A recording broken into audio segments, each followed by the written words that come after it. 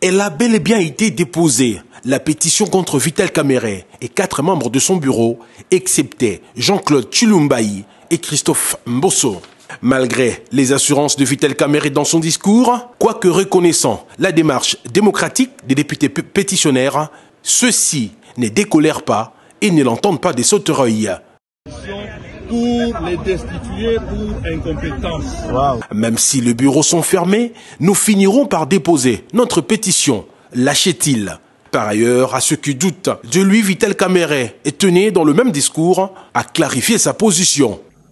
En raison de quelques malentendus, certainement alimentés par une communication insuffisante et peu fluide, plutôt que par la mauvaise foi ou une volonté de nuire, un groupe de collègues députés ont porté une série de pétitions contre certains membres du bureau, y compris son président, c'est-à-dire moi-même.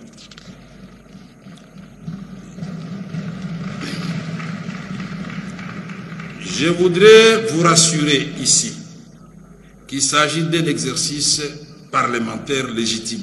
Le pardon de Kamerhe n'a pas été accepté et cela n'est pas sans rappeler les excuses de Mutamba au magistrat, mais il a fini par être livré à ce bourreau. Les vertus de l'amour fraternel, de l'unité et surtout du pardon.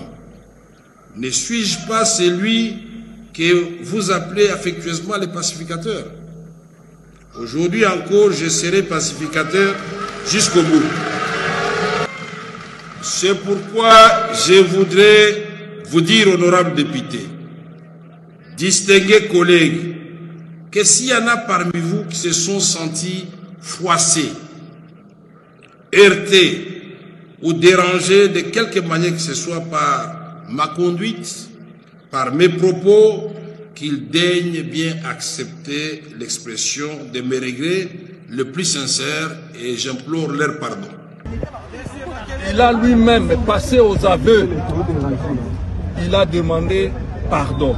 Mais il doit savoir que nous, qui s'excuse s'accuse, il doit savoir que nous ne pardonnons pas, nous continuons avec notre procédure législative, parce que nulle part dans le règlement, on dit qu'un président, quand il demande pardon, il faut le laisser partir. Non. Le bureau Kamerhe va-t-il sortir vivant de cette démarche?